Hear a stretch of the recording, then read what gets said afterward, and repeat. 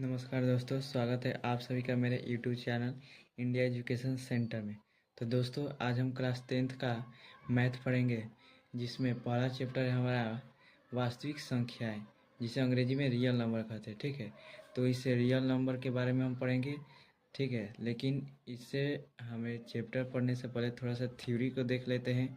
ठीक है, जो बेसिक कॉन्सेप्ट है उसे देख लेते हैं, और इस चैप्टर में हमें कौन कौन से टॉपिक पढ़ने हैं उसे देख लेते हैं। तो देखिए, हमें इस चैप्टर में सबसे पहले तो अंक के बारे में पढ़ेंगे। सबसे पहला हमारा रहेगा अंक अंक के बारे में पढ़ेंगे। उसके बाद हम संख्या के बारे में पढ़ेंगे। उसके बाद संख्या के विभिन्न वर्ग होते हैं, उन विभिन्न वर्गों को पढ़ेंगे, जिसमें पहले हम पढ़ेंगे प्राकृतिक संख्या, दूसरा पूर्ण संख्या पढ़ेंगे अर्थात नेचुरल नंबर, होल नंबर। उसके पूर्णांक संख्या, जिसे अंग्रेजी में इंटीजर नंबर कहते हैं, उसे पढ़ेंगे। अभाज्य संख्या, इसे पढ़ेंगे। उसके बाद ऋण संख्या क्या है, इसे पढ़ेंगे। उसके बाद भाज्य संख्या क्या होती है अर्थात यौगिक संख्या क्या होती है, उसे पढ़ेंगे। अभाज्य संख्या क्या है, उसे पढ़ेंगे। उसके बाद हम जुड़ा भाज्य संख्या होता है, इसे भी पढ़ेंगे। उसके बाद हम सम संख्या क्या है उसे पढ़ेंगे। उसके बाद विषम संख्या क्या है उसे पढ़ेंगे। उसके बाद परमेय संख्या क्या है उसे पढ़ेंगे। उसके बाद अपरमेय संख्या के बारे में पढ़ेंगे। उसके बाद वास्तविक संख्या पढ़ेंगे, जो हमारे चैप्टर का नाम है वास्तविक संख्या। उसके बाद हम पढ़ेंगे अवास्तविक संख्या।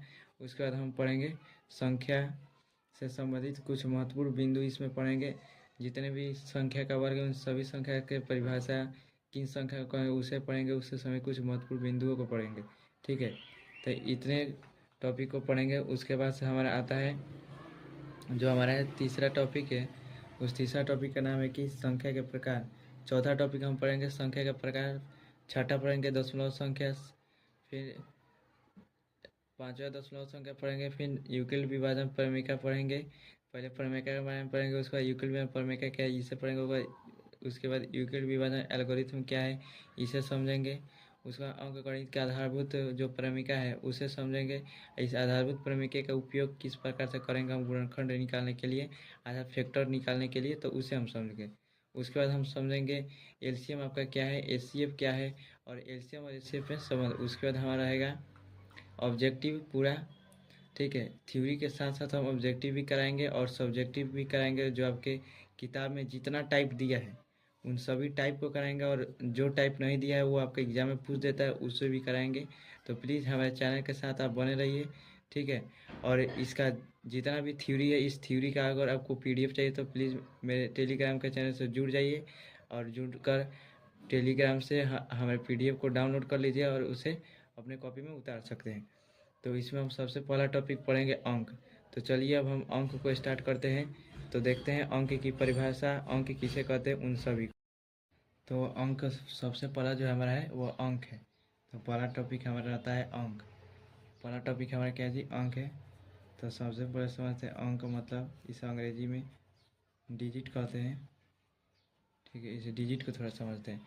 तो इसे अंक अर्थात डिजिट की परिभाषा हम कहते हैं जिनके मिलने से संख्या का निर्माण होता है, उन्हें हम अंक कहते हैं। जिनके मिलने से जिनके मिलने से जिनके मिलने से संख्या का निर्माण होता है। किसका जी, संख्या का अगर निर्माण होता है, जिनके मिलने से संख्या का निर्माण होता है,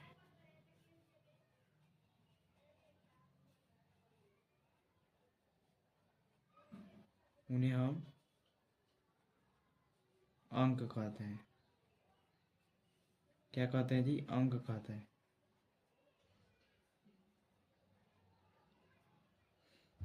तो जिनके मिलने से संख्या का निर्माण उन्हें अंक कहते हैं। अंकों की कुल कितनी संख्या होती है, तो अंकों की कुल संख्या होती है हमारी 10। 10 कौन कौन से वो संख्या होते हैं, 0 से लेकर 9 तक होते हैं।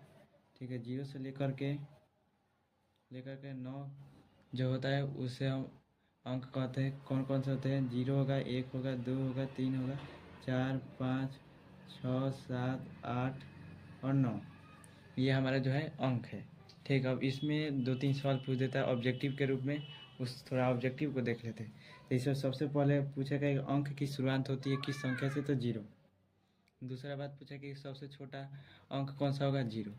तो शुरुआत 0 से होगा, सबसे छोटा अंक हमारा 0 होगा। सबसे छोटा सम अंक कौन सा होगा, तो हमारा 2 होगा। सबसे छोटा विषम अंक कौन सा होगा, तो 1 होगा। और सबसे बड़ा पूछ दिया विषम अंक तो 9, और सबसे छोटा सम अंक पूछ दिया तो हमारा 8 हो जाएगा। ठीक है, तो ये 5 ऑब्जेक्टिव था जो आपके एग्जाम के दृष्टिकोण से महत्वपूर्ण था, हमने उसे बता दिया। अब हम पढ़ेंगे अंक के बाद दूसरा आता है टॉपिक हमारा संख्या। इस संख्या को थोड़ा समझ लेते हैं कि संख्या क्या है। इसे अंग्रेजी में नंबर्स कहते हैं, अंग्रेजी में इसे नंबर्स कहते हैं। ठीक है, संख्या। तो देखिए, जिनके मिलने से निर्माण होता है संख्या का उसे अंक कहते हैं, और अंकों के समूह को हम संख्या कह देते हैं। तो अंक के समूह को हम क्या कहेंगे जी?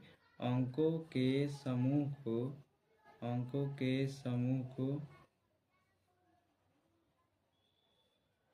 संख्या कहते हैं। अंकों के समूह को हम क्या कह दिए? संख्या।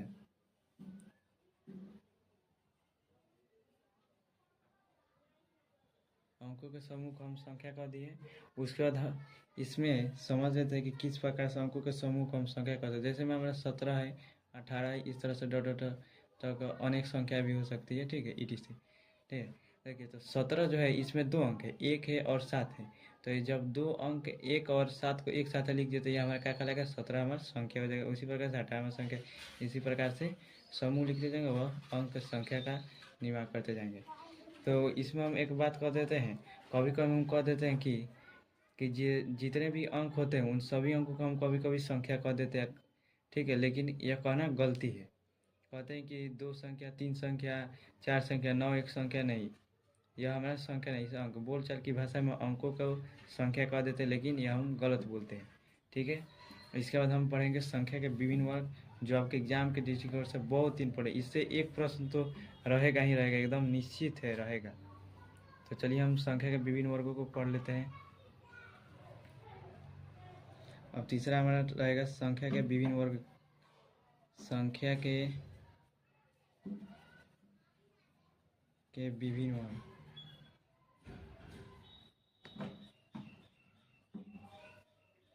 अब संख्या के विभिन्न वर्ग में पहला वर्ग हम पढ़ेंगे प्राकृतिक संख्या। प्राकृतिक संख्या जिसे अंग्रेजी में नेचुरल नंबर कहते हैं। ठीक है, प्राकृतिक संख्या, नेचुरल नंबर।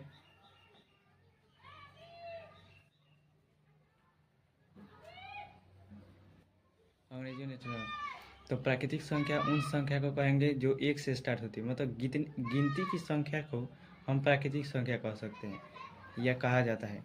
जैसे हम गिनती करते हैं, मतलब आप स्कूल में लड़कों की काउंटिंग करते हुए तो किससे शुरू करते हैं? 1 से। 1 2 3 4 5 इस तरह से आप गिनती शुरू करते हैं। तो यही जो गिनती की संख्या है ना, इसी गिनती की संख्या को हम प्राकृतिक संख्या कह देते हैं। शुरू में जो संख्या का वर्ग बना था वो प्राकृतिक संख्या ही बना था, जिसमें हम गिनती करना सीखे थे।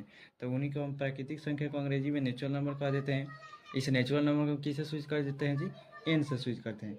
हाँ, प्राकृतिक संख्या किससे शुरू होती है? 1 से शुरू होती है। 1 2 3 ऐसे इन्फिनिटी तो जाएगा। ठीक है, प्लस में। तो ये हमारा होगा प्राकृतिक संख्या। उदाहरण में कहेगा तो यहाँ से उदाहरण में लिख दीजिएगा 1 2 3 इस तरह से। हो गया? ठीक है, याद रखने के लिए आप इसे शॉर्ट में n देकर बराबर देकर ब्रैकेट में इस प्रकार से लिख सकते हैं। तो ये हमारा प्राकृतिक संख्या है। अब प्राकृतिक संख्या में 2-3 ऑब्जेक्टिव पूछता है। ठीक है, पहला पूछता है प्राकृतिक संख्या शुरू होती है तो आप बताइएगा 1। दूसरा पूछता है कि सबसे छोटा प्राकृतिक संख्या, आप बताइएगा 1। सबसे छोटा सम प्राकृतिक संख्या तो 2। सबसे छोटा विषम प्राकृतिक संख्या तो हमारा 1 हो जाएगा। ये हो जाएगा 1 हमारा सबसे छोटा विषम, ये हमारा जगह सम शुरू होता है 1 से। और प्राकृतिक संख्या में क्या है? सबसे पहला जो संख्या होता है, अंक जो होता है प्राकृतिक संख्या का सबसे पहला अंक कौन सा होगा? 1 होगा। ये हो गया हमारा। ठीक है, हम आपको साथ साथ ऑब्जेक्टिव भी कराते जा रहे हैं और सब्जेक्टिव का भी तैयारी, और थ्योरी भी आपका कंप्लीट हो रहा है। तो प्लीज़ हमारे बातों पर बस ध्यान दीजिए और बोर्ड पर ध्यान बनाए रखिए। दूसरा हमारा आता है वर्ग पूर्ण संख्या जिसे कहते हैं। दूसरा हमारा क्या आता है जी? पूर्ण संख्या। इस पूर्ण संख्या को अंग्रेजी में क्या कहते हैं जी? होल नंबर कहते हैं। इस पूर्ण संख्या को अंग्रेजी में हम होल नंबर कह देते हैं। ठीक है, अब देखिए पूर्ण संख्या किसे कहते हैं? इसे सूचित किसे कहते हैं? तो W से। अब देखिए जब शून्य का खोज हो गया, आर्यभट्ट ने जब शून्य का खोज कर दिया तो फिर एक संख्या का वर्ग बनाया गया। कब भाई अब इस शून्य को किधर हम रखें? तो शून्य को रखने के लिए हम एक वर्ग बना देते हैं, जिसमें गिनती को भी संख्या को रख देंगे और शून्य को भी रख देंगे। तो जब हम शून्य को गिनती की संख्या के साथ अर्थात प्राकृतिक संख्या को शून्य को जब एक साथ लिख देते हैं या सम्मिलित कर देते हैं तो उसे ही हम क्या कहते हैं जी, पूर्ण संख्या। यहाँ नेचुरल नंबर हो गया, यह हमारा शून्य हो गया, ठीक है। इस दोनों को जब एक साथ मिला देते हैं तो हमारा पूर्ण संख्या हो जाता है। अब इस पूर्ण संख्या का जो शुरुआत होता है वह जीरो से होता है। जीरो से के बाद हमारा क्या है, नेचुरल नंबर है। तो 0 1 2 3 इस तरह से इन्फिनिटी हो जाता है। तो इसमें आपका प्रश्न 5 पूछेगा, ऑब्जेक्टिव के रूप उसे समझ लेते हैं। तो पूर्ण संख्या शुरू होती है किससे, जीरो से। दूसरा पूछता है कि सबसे छोटा पूर्ण संख्या जीरो, शुरू होगा जीरो से। सबसे छोटा विषम पूर्ण संख्या एक, सबसे छोटा सम पूर्ण संख्या हमारा दो, ठीक है। तो यह 5 हमारा ऑब्जेक्टिव हो गया। शुरुआत कहेगा तो जीरो, आज सबसे छोटा पूर्ण संख्या कहेगा तो जीरो, वही छोटा अगर विषम कर देगा तो एक, आज सम कर देगा तो दो, ये हो गया। तो यह हमारा हो गया पूर्ण संख्या। एक और प्रश्न पूछता है इसमें, क्या सभी प्राकृतिक संख्या आपका पूर्ण संख्या हो सकती है? देखिए हो सकती है, कैसे नहीं होगा, होगा। देखिए हमारा नेचुरल नंबर है, यह प्राकृतिक संख्या है, तो हमारा सभी प्राकृतिक संख्या पूर्ण संख्या हो गया, ठीक है। यह जो प्राकृतिक संख्या n है यह हमारे पूर्ण संख्या के ना अंतर्गत आया है, तो हम प्राकृतिक संख्या को पूर्ण संख्या कह देते। लेकिन सभी हमारा जो पूर्ण संख्या होगा वो प्राकृतिक संख्या नहीं होगा। देखिए n में आपका जीरो कहीं दिखाई दे रहा है, नहीं ना दिखाई दे रहा है, तो ये कैसे पूर्ण संख्या होगा? पूर्ण संख्या होने के लिए प्राकृतिक संख्या के साथ में जीरो होना आवश्यक है। तो ये हमारा हो गया। तीसरा संख्या का वर्ग आता है जिसे पूर्णांक संख्या कहते हैं। पूर्णांक संख्या को अंग्रेजी में हम क्या कहते हैं जी, इंटीजर्स कहते हैं। Integer number, integer number.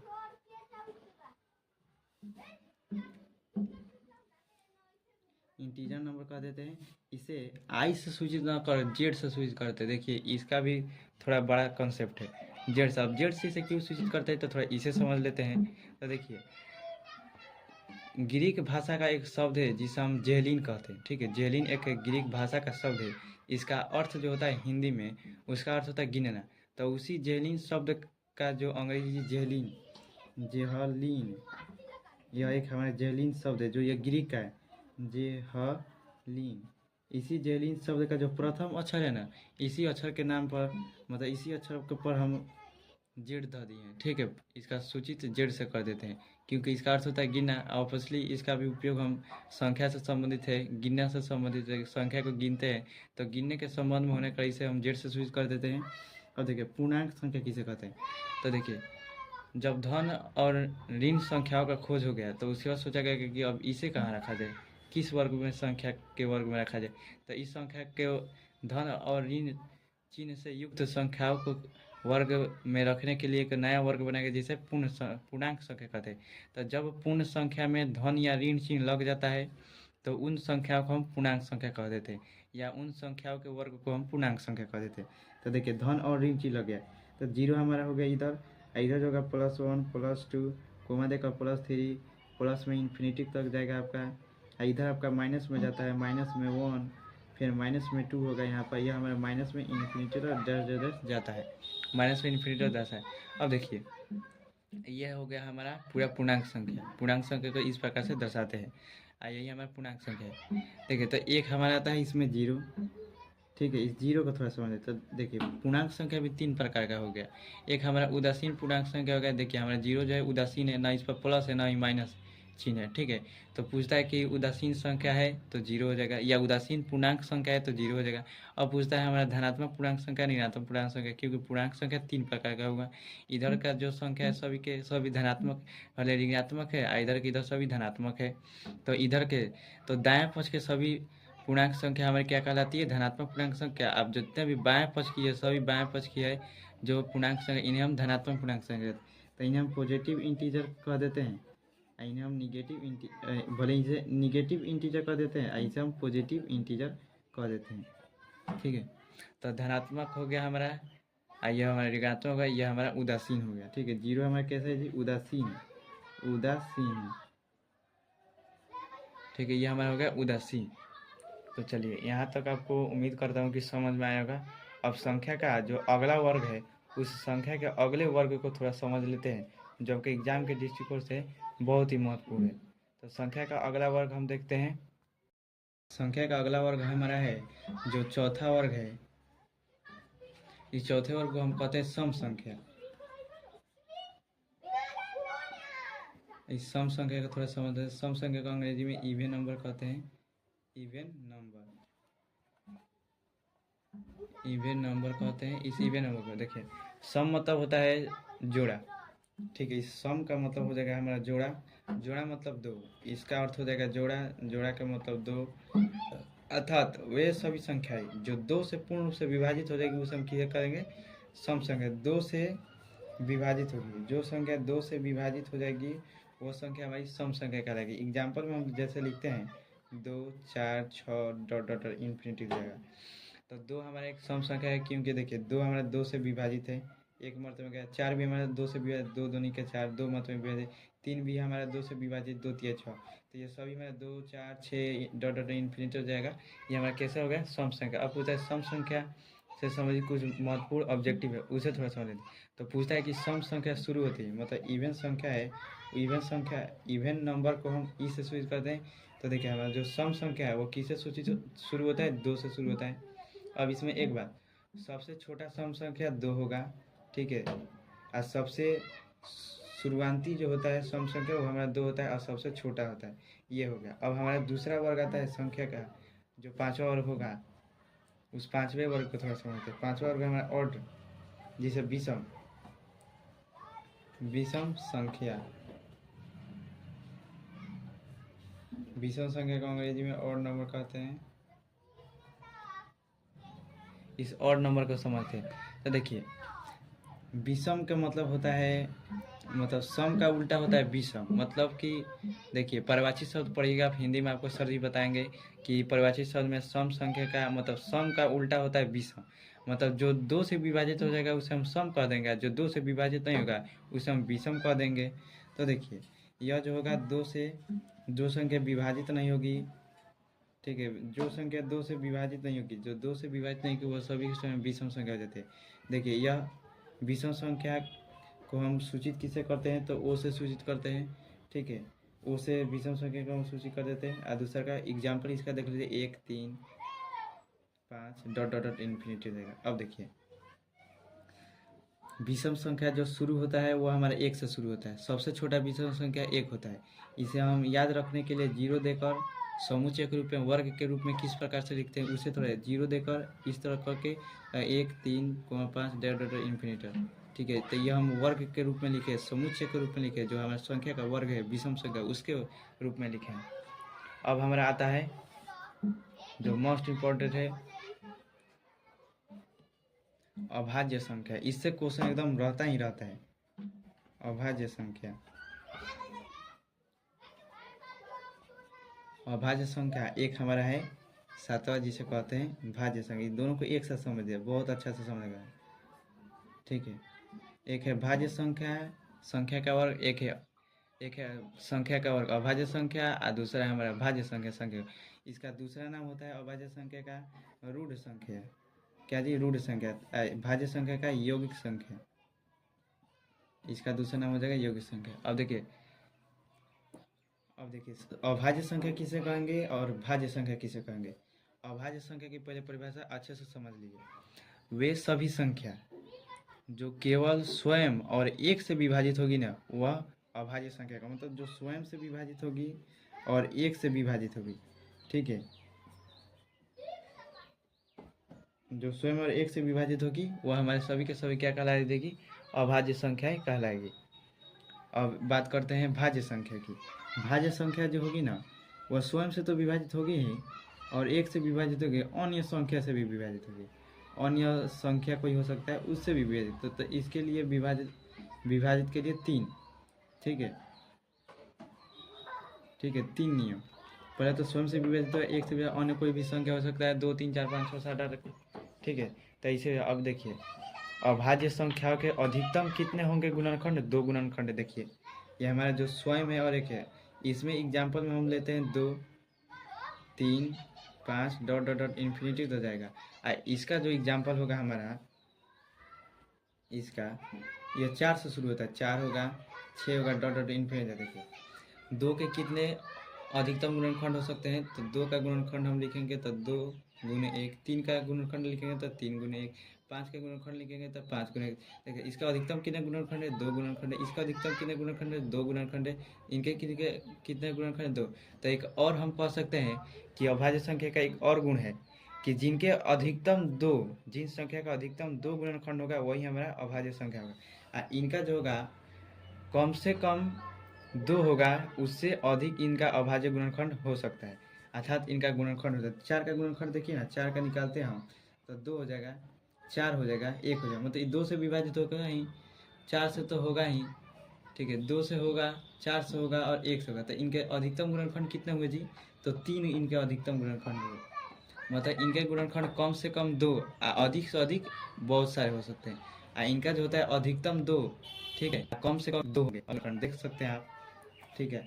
और यह 4 जो है हमारा किसे किसे विभाजित है, एक तो स्वयं से विभाजित नहीं है, उसके बाद 2 से भी विभाजित, उसका 1 से विभाजित है, तो ये 3, मतलब 2 से अधिक संख्या से विभाजित है, केवल 2 से ही विभाजित होता है, एक स्वयं से और 1 से। तो आप इसे समझ लिए अच्छे से, आशा करता हूँ कि आपको समझ में आया होगा।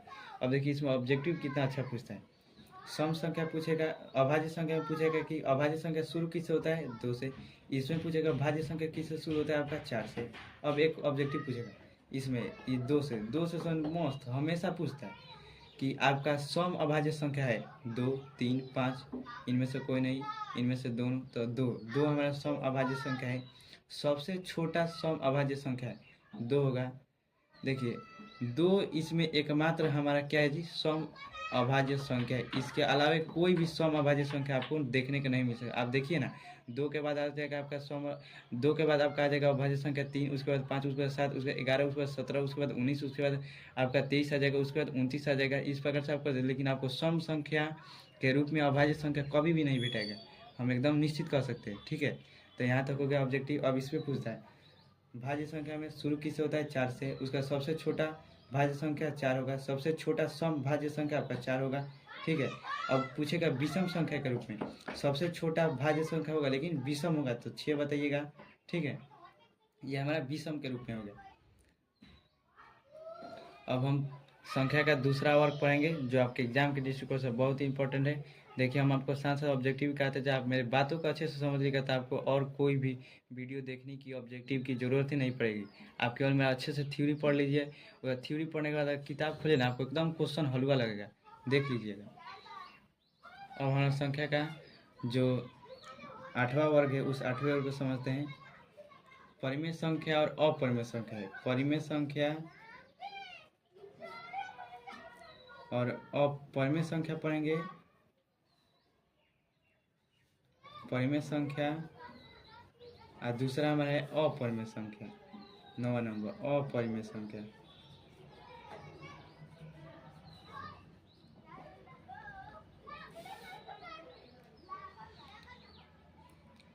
परिमेय संख्या को अंग्रेजी में रेशनल नंबर कहते हैं, इसे इरेशनल नंबर कहते हैं।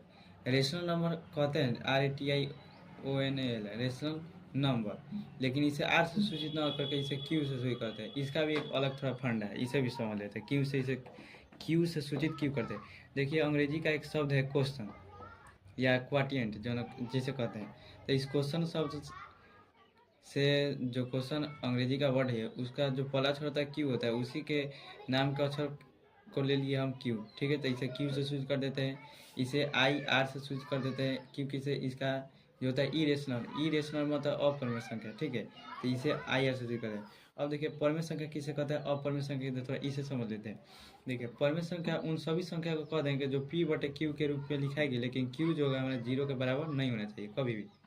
आज जो P/Q के रूप में नहीं लिखाएगा, अब सभी के सभी संख्या हो जाएगा अपरिमेय संख्या, मतलब परिमेय का उल्टा अपरिमेय। जो परिमेय होगा वो ठीक है, नहीं होगा तो वो अपरिमेय हो जाएगा P/Q के रूप में। अब देखिए हम शुरू से पढ़ते आ रहे हैं, पहला हमने पढ़ा प्राकृतिक संख्या, दूसरा पढ़ा पूर्ण संख्या। मतलब हम हमने पहला पढ़ा नेचुरल नंबर पढ़ा, मतलब प्राकृतिक संख्या, उसको हम क्या पढ़ा, होल नंबर जिसे पूर्ण संख्या कहते हैं, वो पढ़ा। उसके बाद हमने क्या पढ़ा जी, उसके बाद हम पढ़ा सम संख्या, विषम संख्या, इवन नंबर, ऑड नंबर पढ़ा। उसके बाद हमने पढ़ा था पूर्णांक संख्या, इंटीजर जिसे जेड से सूचित करते हैं, वो भी पढ़ा। उसके बाद अभाज्य संख्या जिसे रूट संख्या भी कहते हैं, अभी यहाँ पर पढ़ा अभाज्य संख्या जिसे रूट संख्या अंग्रेजी में प्राइम नंबर कहते हैं, वो पढ़ा। तो जितने भी प्राइम नंबर वो। उसके बाद हमने पढ़ा भाज्य संख्या, ठीक है, जिसे अंग्रेजी में कंपोजिट नंबर कहते हैं, यौगिक संख्या जिसे दूसरा नाम है, और इसे कंपाउंड नंबर भी कहते हैं। तो उसे हम, ठीक है, जो हमारा भाज्य संख्या कंपोजिट है वो, ये जितना भी संख्या का हम वर्ग पढ़े, जितना का जितना, यह सभी के सभी हमारे क्या कहलाएंगे, परमेय संख्या का है, क्योंकि इसे P/Q के रूप में लिख सकता है। अब एक प्रश्न पूछता है आपका जीरो से संबंधित, जीरो हमारा क्या है, तो जीरो हमारा एक परमेय संख्या है, याद रखिएगा। क्यों है, आप कहेंगे कि जीरो के नीचे तो कुछ नहीं है, ये P/Q के रूप में कहाँ है, नहीं, जिसका कोई नहीं होता है हम जानते हैं कि उसका ऊपर वाला होता है। तो ऊपर वाला के कितने हैं जी, तो एक है, तो जीरो के नीचे कुछ नहीं है तो एक है। देखिए P/Q के रूप में हो गया, ऊपर हो गया P हमारा, इधर हो गया Q, P बराबर जीरो और Q बराबर एक, तो जीरो को हम P/Q के रूप में लिख सकते हैं, ठीक है, इसलिए हमारा यह परमेय संख्या है। अब हो गया दोस्तों, आशा करता हूँ कि आपको यहाँ तक अच्छा से समझ होगा। इससे आगे हम थोड़ा और एग्जाम्पल देखते हैं जो आपके एग्जाम के दृष्टिकोण से बहुत हैं। तो एग्जाम्पल का टाइप इसमें अच्छे से देख लीजिए, जो एक क्वेश्चन एकदम फिक्स रहेगा, आएगा तो ही आएगा। इसके एग्जाम्पल में जो होता है, पहला टाइप तो इनसे संबंधित पूछता है जो आपको बताया, उसके बाद जो पूछता है यह जीरो, और इसमें तीसरा जो क्वेश्चन पूछता है पाई से संबंधित, पहले पाई से समझ लेते हैं। तो पाई का मान होता है 22/7, उसके बाद इसका मान होता है 3.14 डॉट डॉट डॉट इन्फिनिटी तक, ठीक है, 3.14 डॉट डॉट इन्फिनिटी तक अधिक। अगर पूछेगा ऑब्जेक्टिव में कि पाई हमारा क्या है, केवल पाई पूछा तो आप बताइएगा अपरिमेय संख्या, यह किधर चला जाएगा, अपरिमेय, तो पाई हमारा अपरिमेय संख्या होगा, ठीक है। इधर एग्जाम्पल में अब पूछ देगा 22/7 क्या है, तो केवल 22/7 पूछा तो यह हमारा हो जाएगा परिमेय संख्या, ठीक है। तो यह हमारा हो गया अपरिमेय संख्या, यह हमारा हो गया परिमेय संख्या, और यह हो जाएगा हमारा अपरिमेय संख्या। देखिए अपरिमेय संख्या दशमलव वाला है, अपरिमेय संख्या जिसे P/Q के रूप में लिख दे वो हमारा परिमेय संख्या। हम इस दशमलव संख्या को 3.14 डॉट डॉट इन्फिनिटी तक गया है, इसे हम जब दशमलव संख्या पढ़ाएंगे उस समय बताएंगे कि यह किस प्रकार से हमारा अपरिमेय संख्या होगा, ठीक है, उसे उस में और अच्छे से बताएंगे। और इसमें एक और आता है हमारा दूसरा टाइप होता है उदाहरण में परिमेय संख्या का, दशमलव संख्या के रूप में पूछता है। दशमलव संख्या के रूप में जैसे में 0.5, यह 0.5 हमारा दशमलव संख्या है, यह दशमलव संख्या हमारा परमेय संख्या कैसे, देखिए 0.5 को अगर हम दशमलव हटाए तो नीचे आता है 10, तो 5/10 P/Q के रूप में हो गया, तो यह हमारा कैसे हो गया, परमेय संख्या हो गया। जो यह हमारा है दशमलव संख्या 0.5, इस 0.5 का अगर हम दशमलव हटाए तो नीचे 10 आता है, तो 5/10 जिसे P/Q, ऊपर हो गया P और नीचे हो गया हमारा Q, तो P/Q के रूप में लिखा गया हमारा परमेय संख्या हो गया, ठीक है। अब आता है इधर हमारा आ गया 3.14 डॉट डॉट इन्फिनिटी जाएगा, यह हमारा अपरिमेय संख्या है। अब इसमें आता है आपका रूट का अंदर जितनी भी संख्या हो, वो रूट के अंदर कौन कौन सी संख्या होगी जो हमें अपरिमेय संख्या क्या कहला जाएगी रूट के अंदर। पहला तो अभाज्य संख्या, अभाज्य संख्या अगर रूट के अंदर में है वो सभी सभी अपरिमेय संख्या। दूसरा अपूर्ण वर्ग संख्या, अपूर्ण वर्ग संख्या। अब इसे समझते हैं अपूर्ण वर्ग संख्या किसे कहते हैं, जिनका वर्गमूल नहीं निकलता है, वे सभी संख्याएं जिनका वर्गमूल नहीं निकलता है उन्हें हम क्या कहते हैं जी, अपूर्ण वर्ग संख्या। अ मतलब नहीं, पूर्ण रूप से वर्ग जिनका नहीं निकलता है वह संख्या हमारा अपूर्ण वर्ग संख्या कहला जाएगा। पूर्ण मतलब पूरे रूप से वर्ग नहीं निकलेगा, अर्थात वर्गमूल नहीं निकलेगा, रूट नहीं निकलेगा, स्क्वायर नहीं निकलेगा, वे सभी संख्या अपूर्ण वर्ग संख्या कहला जाएगी। अब देखिए अपूर्ण वर्ग संख्या के रूप में कौन कौन सा है, 8 हमारा अपूर्ण वर्ग संख्या है, 6 हमारा अपूर्ण वर्ग संख्या है।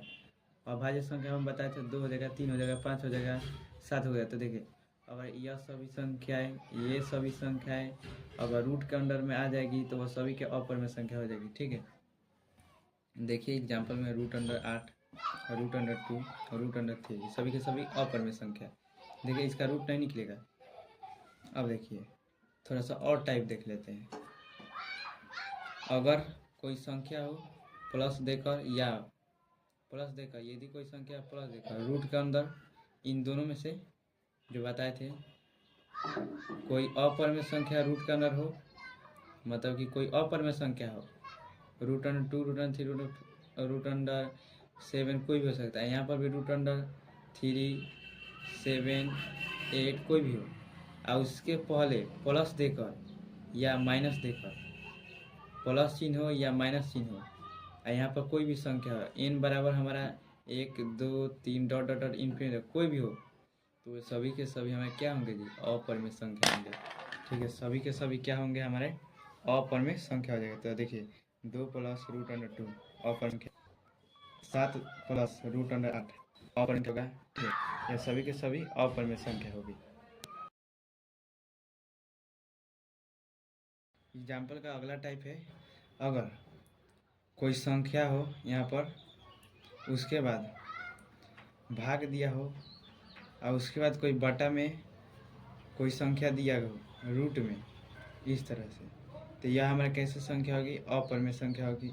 ठीक है, दूसरा 2 दिया हो रूट अंडर कोई भी अपूर्ण वर्ग संख्या यहाँ पर हो सकती है, या कोई भी हमारा अभाज्य संख्या हो सकती है, जैसे हम ले लेते हैं 3, यह हमारा अपरिमेय संख्या हो जाएगी।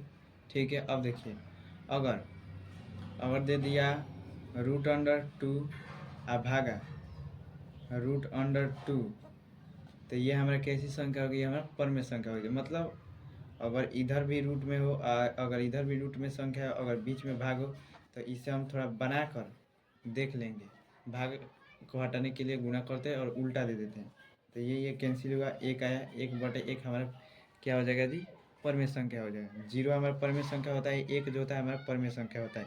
ठीक है, तो ये उदाहरण जो थे इतना पूछते थे, आपसे एग्जाम से पूछ सकते हैं लोग इतना। अगला हमारा जो संख्या का वर्ग है, वह संख्या का वर्ग नहीं कह सकते हैं, लेकिन संख्या कह सकते हैं। हम थोड़ा यहाँ पर पढ़ते हैं दशमलव संख्या के बारे में।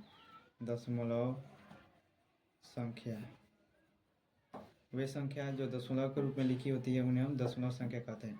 जैसे में हमारे 0.5 दशमलव संख्या 0.33333 डॉट डॉट डॉट इन्फिनिटी, तो ये भी हमारे एक प्रकार का दशमलव संख्या है। उसके बाद तीसरा हमारा हो सकता है 0.134 डॉट डॉट डॉट इन्फिनिटी तक। तो दशमलव संख्या कितने टाइप की हो सकती है, एक तो ये, एक तो ये, एक तो ये। देखिए, तो अब हम इन 3 टाइप की दशमलव संख्या है, तो हम इन्हें थोड़ा 2 टाइप में नहीं बांट सकते हैं। देखिए, एक तो दशमलव के बाद जो संख्या है वो पूर्ण रूप से विभाजित है। देखिए, परमेय संख्या को ही हम दशमलव रूप में लिखते हैं ना, जो P/Q है, इन्हीं संख्या को हम दशमलव रूप में भाग दे के लिखेंगे। जैसे में 1/2 है, इसे भाग देंगे तो 0.5 आएगा।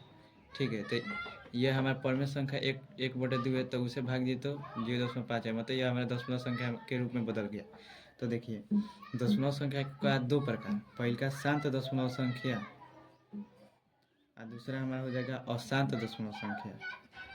अशांत दशमलव संख्या, शांत दशमलव संख्या किसे कहेंगे, तो कहेंगे वे परमेय संख्या जो दशमलव रूप में पूर्ण रूप से विभाजित हो जाती है। तो परमेय संख्या होगा, ठीक है, जो विभाजित होगा तो पूर्ण रूप से विभाजित। देखिए, ये हमारा 1/2 है, तो ये 1/2 परमेय संख्या है, लेकिन ये विभाजित हुआ तो पूर्ण रूप से 0.5 मर्त में कट गया है। लेकिन वही हमारा जो 0.133 है, यह किस परमेय संख्या से है, अगर 1/3 है, इसे भाग देते हैं तो इतना आता है, तो यह हमारा परमेय संख्या है, लेकिन ये पूर्ण रूप से बेचारा विभाजित नहीं हुआ है। देखिए 0.3333 इन्फिनिटी तो आता ही जाएगा, तो यह हमारा पूर्ण रूप से विभाजित है। इसमें एक और होता है जो पूर्ण रूप से विभाजित नहीं होगा, लेकिन उसमें दशमलव के बाद संख्या अलग अलग आएगा। इसमें एक ही संख्या का रिपीटेशन हो रहा है, इसमें अलग अलग संख्या का रिपीटेशन हो रहा है, मतलब एक आवर्ती एक अनावर्ती है। तो शांत दशमलव संख्या 2 प्रकार का, एक आवर्ती, एक है अनावर्ती। आवर्ती मतलब रिपीटिंग होता है अंग्रेजी, इसका होता है नॉन रिपीटिंग। ठीक है, तो रिपीट मतलब होता है दोहराना, आवर्ती मतलब रिपीटिंग हो गया अंग्रेजी, इसका हो गया अ मतलब नहीं, मतलब नॉन रिपीटिंग। रिपीटिंग मतलब होता है दोहराना, रिपीट। ठीक है, रिपीट शब्द से आया रिपीटिंग। ठीक है, रिपीटिंग दोहराना, एक ही संख्या का दोहराया जा रहा है दशमलव के बाद 3333, इसमें दशमलव के बाद एक ही संख्या को दोहराया नहीं जा रहा है, अलग अलग संख्या आती जा रही है। तो यह हो गया हमारा आवर्ती, यह हो गया हमारा अनावर्ती। 0.3333 इन्फिनिटी तक, 1 4 3 इन्फिनिटी तक, ठीक है। एग्जाम्पल में ये होगा, एग्जाम्पल में हमारा दशमलव संख्या के रूप में ये होगा। अब इसमें पूछता है कौन हमारा परमेय संख्या है, कौन अपरमेय संख्या। जो शांत दशमलव संख्या होगी, अच्छे से समझ लिए, ये सभी के सभी हमें परमेय संख्या की इसे पी बटे क्यू के रूप में लिख सकते हैं। देखिए 1/2 को इसे इस प्रकार से चेंज कर दिए हैं तो परमेय संख्या के रूप में जितने भी आवर्ती संख्या होगी वह सभी के सभी पी बटे क्यू के रूप में लिखी जा सकती है, पी बटे क्यू के रूप में। इसलिए हमारा परमेय संख्या हो जाएगा 0.333 इन्फिनिटी तक परमेय संख्या होगा। इसी प्रकार से 0.444444 इन्फिनिटी तक, मतलब दशमलव के बाद एक ही संख्या का, दो संख्या का मतलब रिपीटिंग होता, तो वह सब है आवर्ती है। तो परमेय संख्या यह भी होगा, परमेय संख्या भी, लेकिन यह हमारा अपरमेय संख्या होगा। 0.143 या 0.5 6 7 8 इस तरह से संख्या बदल बदल कर आते जाएगी। तो ये हमारा अपरमेय संख्या, इसे पी बटे क्यू के रूप में नहीं लिख सकते हैं। यह हमारा हो गया पी बटे क्यू के रूप में नहीं लिख सकते, इसलिए हमारा कैसा होगा, अपरमेय संख्या हो गया। ठीक है, तो यहाँ तक हो गया, आपको समझ में आ गया होगा आशा करता हूँ। अब थोड़ा बार के रूप में समझ लेते हैं, रेखरी, जैसे बार रेखरी कहते हैं। तो देखिए जो आवर्ती संख्या होते हैं ना, तो आवर्ती दशमलव संख्या को हम बार के रूप में लिखते हैं। जैसे 0.33 है तो बार दशमलव के बाद लगता है, कितने संख्या पर लगेगा, जिस संख्या का रिपीटिंग बार बार होगा, मतलब बार बार जो संख्या आएगी उसी का हम ऊपर बार लगाते हैं।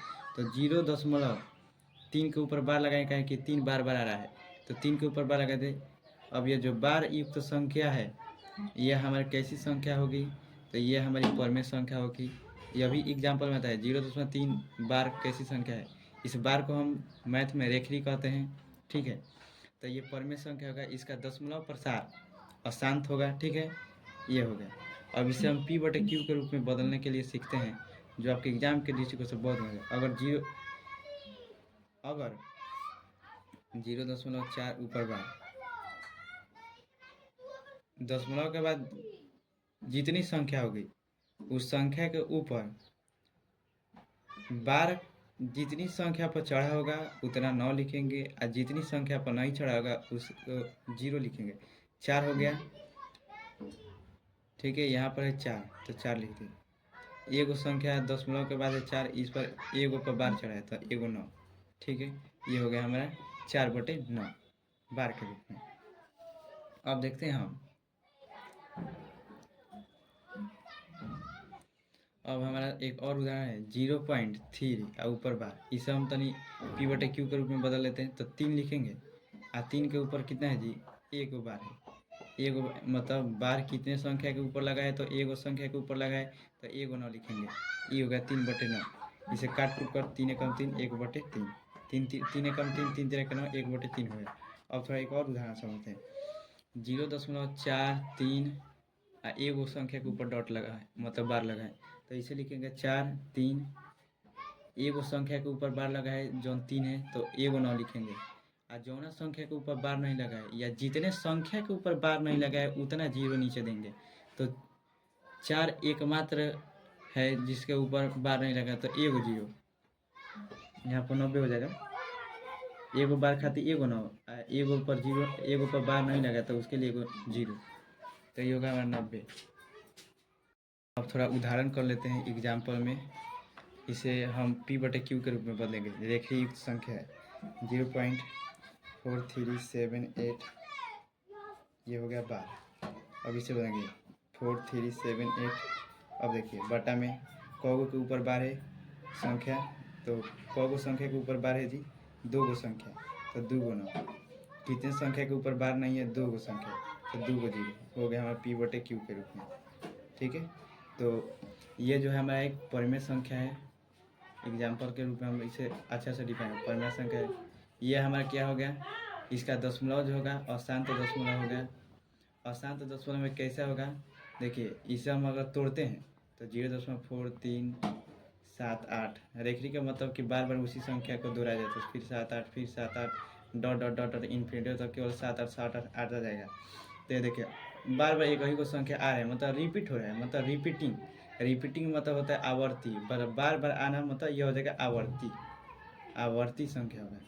ठीक है, तो संख्या के रूप में परिमेय संख्या, दशमलव संख्या के रूप में अशांत दशमलव संख्या, उसमें भी आपका आवर्ती हो जाएगा। ठीक है, P/Q के रूप में बदलने के लिए समझ लिए। तो तब तक के लिए दोस्तों आशा करते हैं कि आपको यहाँ तक अच्छे से समझ में आएगा। यदि आपको वीडियो मेरा अच्छा लगे तो प्लीज़ लाइक, सब्सक्राइब, कमेंट करें, दोस्तों में शेयर करें और हमसे हमेशा जुड़े रहें। हम रोज़ अपना क्लास वीडियो के रूप में अपलोड करते हैं। आप प्लीज़ हमारे वीडियो को देखिए और आपको अच्छा लगे तो कमेंट करें। तब तक के लिए दोस्तों जय हिंद, जय भारत।